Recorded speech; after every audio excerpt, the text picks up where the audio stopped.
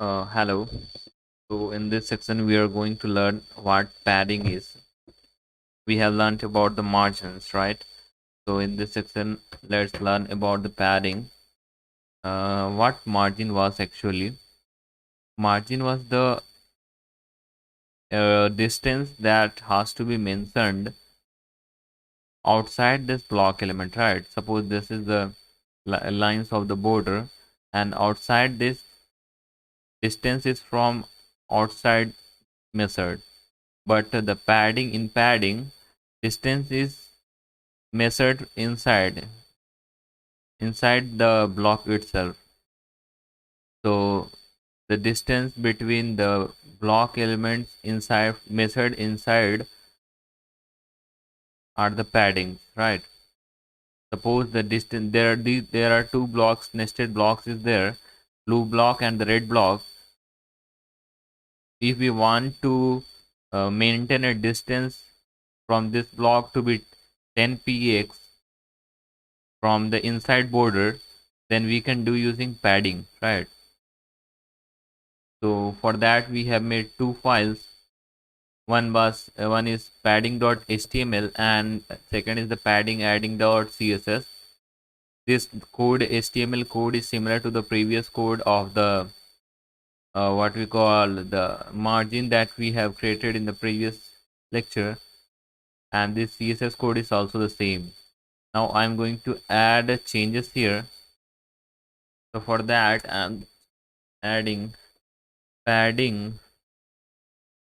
Suppose we mention 20 px. Just save it using Control S and now refresh the page.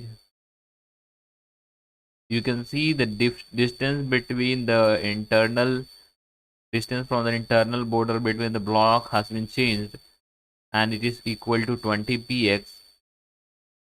If we increase that to 30,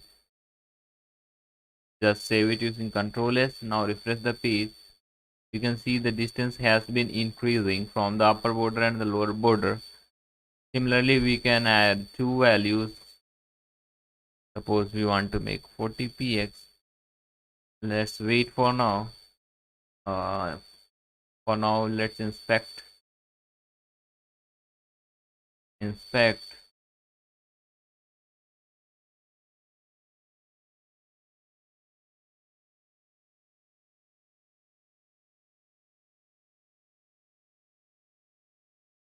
Uh,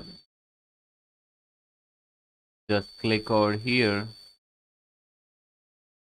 the select option. After that, click over here.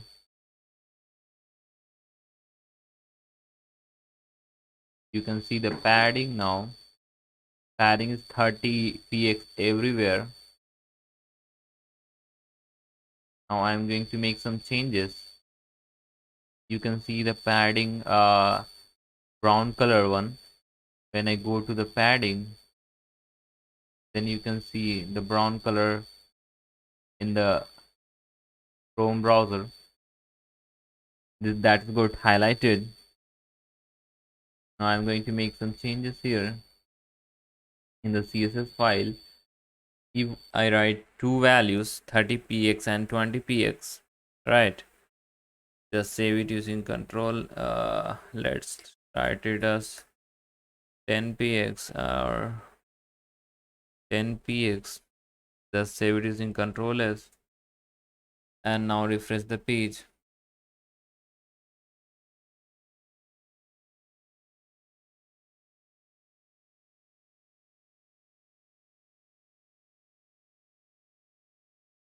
You can see that the padding value has been changed 30 and 30 bottom and top and 10 and 10 left and right. So if we mention two values, then first is for bottom and top and the second is for left and right.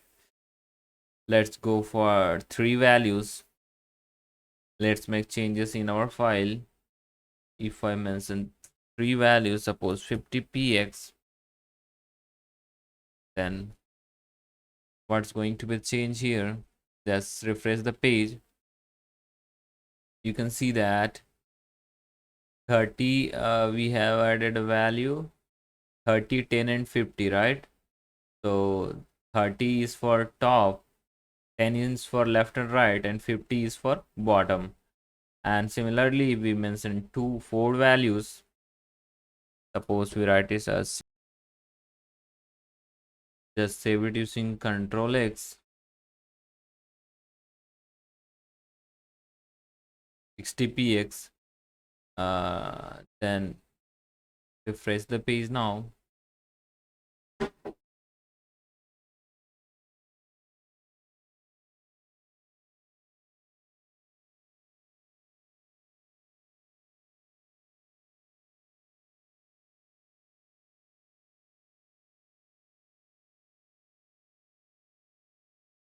Refreshing the page.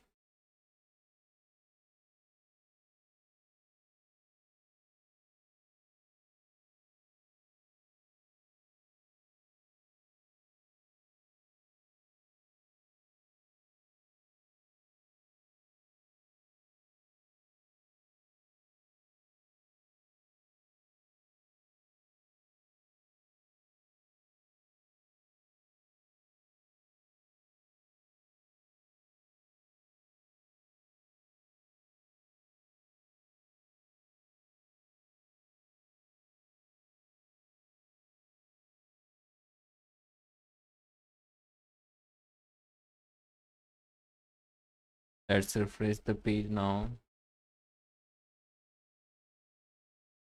It's loading.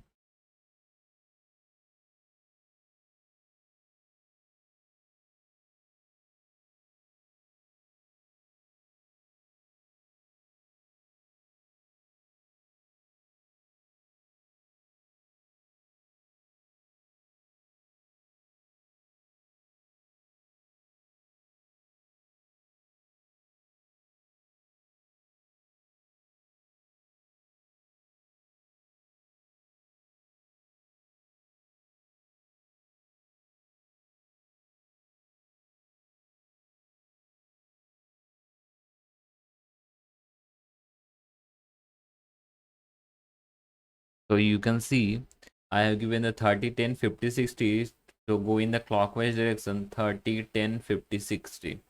This is how you can mention the values of the padding